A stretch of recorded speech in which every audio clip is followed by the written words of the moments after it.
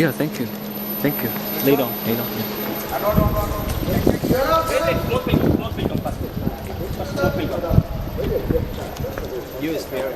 Yeah, first smooth pilgrim. Cháu phải bốc hơi đúng không? Khói nào? Thấy khói nào? Có chưa?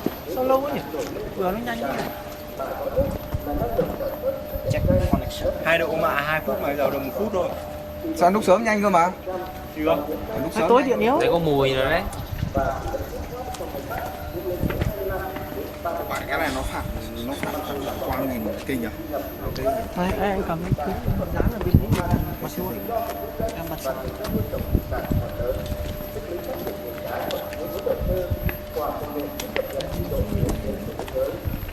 Smoke has started. Yeah, I can feel the smoke. Wait. Around it is 170. I think now the time is, the temperature is 170. Mai mốt mày về để tao làm được mày còn nhanh hơn mày. I told you, no, 170. It's 170. Yes. Yes. Stop. 189.